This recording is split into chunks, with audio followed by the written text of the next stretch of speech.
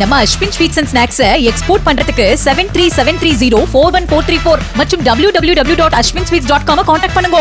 Osama bin லேடனை America எப்படி வேட்டையாடி பழி தீர்த்ததோ அப்படி ஒரு சம்பவம் நடக்கும் சூழல் உருவாகியுள்ளது. அடுத்த ஒசாமா என சொல்லப்படும் பஹல்காம் தாக்குதலின் மூளை இன்டர்நேஷனல் வாண்டட் டெரரிஸ்ட் ஸ்பாட் செய்யப்பட்டிருக்கிறான். முற்றுப்புள்ளி வைக்கப்பட வாய்ப்புள்ள அந்த பெரும் புள்ளி யார்? இரவு பகலாக கண்கொத்தி பாம்பாக காவல் காக்கிறது பாகிஸ்தானின் ஸ்பெஷல் செக்யூரிட்டி கமாண்டோ படை. 4 கிலோமீட்டருக்குள் ஒரு சிட்டுக்குருவியின் நடமாட்டம் கூட சிக்குவளவு அதிநவீன சிசிடிவி கேமராக்கள் கண் சிமிட்டாது கண்காணிக்கின்றன. வானில் வட்டமிடும் பாகிஸ்தானின் ராணுவ ட்ரோன்களோடு உச்சகட்ட பாதுகாப்பில் உள்ளது இப்பகுதி. இப்படி பாகிஸ்தான் வீரர்கள் உயிரை கொடுக்கவும் துணிந்து நிற்பது என்னவோ அந்நாட்டின் மக்களை காப்பதற்காக அல்ல. இந்தியாவின் நம்பர் 1 எதிரி பஹல்காம் தாக்குதலின் மூளை அமைந்துள்ள அந்த ராட்சத உருவம் லஷ்கர்-இ-தொய்பா பயங்கரவாத இயக்கத்தின் இணை நிறுவனர் ஹபீஸ் சயீதை காக்கத்தான். தீவிரவாதத்திற்கு நிதி உதவி அளித்தல் உள்ளிட்ட பல குற்றச்சாட்டுகளில் கடந்த 2019 இருந்து சிறையில் இருக்கானாம். இதுதான் அந்த கிளை சிறையாம். விட்டால் அட நம்புங்கப்பா என சத்தியமே செய்தாலும் செய்யும் பாகிஸ்தான்.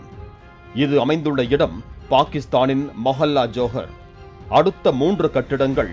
முதலில் ஹபீஸ் சயீதும் அவன் குடும்பமும் வசிக்கும் வீடு, பின்னால் மசூதி மதராசா, அத்தோடு அவனது அலுவலகம். அதற்கும் பின்னால் அவன் வாக்கிங் செல்வதற்கு என அமைக்கப்பட்ட பிரத்யேக பார்க்கும் உள்ளது. தாக்குதல் நடத்தினால் பதுங்கிக் கொள்ள ஒரு பதுங்கிடம் ஒன்றும் வீட்டுக்கு அருகிலேயே அண்டர் கிரவுண்டில் இருக்கிறதாம். ஒசாமா பின் லேடன் அமெரிக்காவுக்கு அஞ்சி பாகிஸ்தானின் தூங்குமூஞ்சி நகர் ஒன்றின் குகையில் பதுங்கினான். ஆனால் இவனோ அதே பாகிஸ்தானில் பரபரப்பாக இயங்கும் நெடுஞ்சாலையில் இருந்து சில தெருக்களுக்கு அப்பால் மட்டுமே உள்ளான். அவன் இருப்பது மக்கள் அடர்த்தி நிறைந்த ஒரு குடியிருப்பு பகுதியாம்.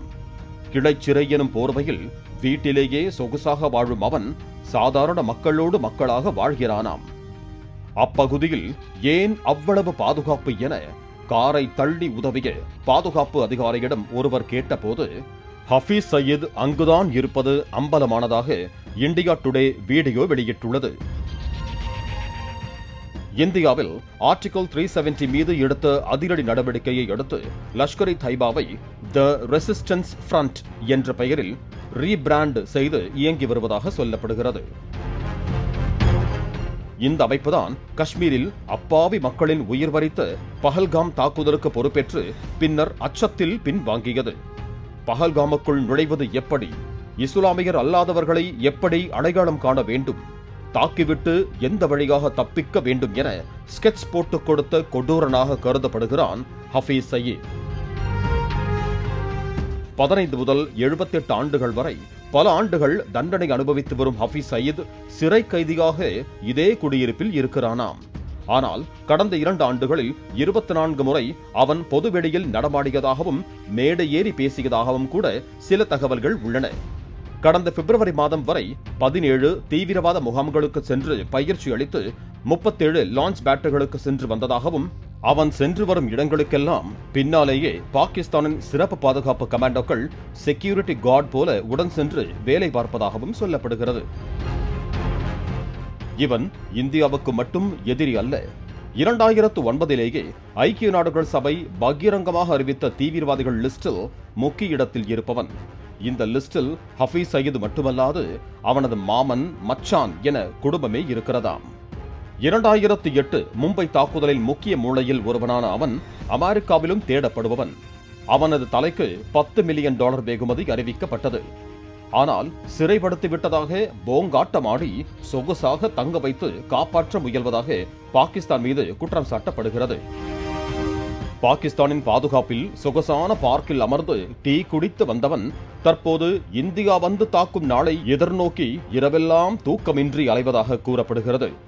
தான் அழிக்கப்படுவோம் என்ற அச்சத்திலேயே அவனைப் போலவே அதே தீவிரவாத இயக்கத்தில் வளர்ந்து வரும் அபு மூசாவை தலைமை பொறுப்புக்கு தயார்படுத்துவதாகவும் சொல்லப்படுகிறது. ஏற்கனவே அவன் வீட்டருகே 2021 கார் குண்டு வெடித்தது.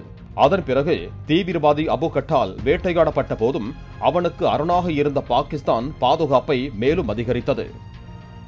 மேலும் 24 மணி நேரமும் காவலுக்கு நின்று எங்களை தாண்டி பயங்கரவாதியை தொடு பார்ப்போம் என சொல்லாமல் சொல்லி சவால் விடுவது போல படையை குவித்து நிற்கிறதாம் பாகிஸ்தான். சர்வதேச நம்பிக்கை சிதைந்தும் அதை சற்றும் பொருட்படுத்தாது தீவிரவாதிகளுக்கு முட்டுக் கொடுக்கிறது பாகிஸ்தான்.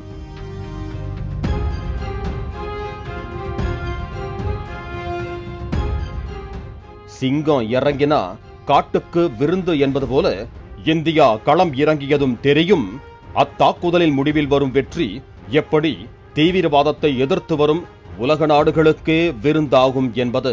நம்ம Ashwin sweets and snacks export பண்றதுக்கு 7373041434 மற்றும் www.ashwinsweets.com கான்டாக்ட் பண்ணுங்க.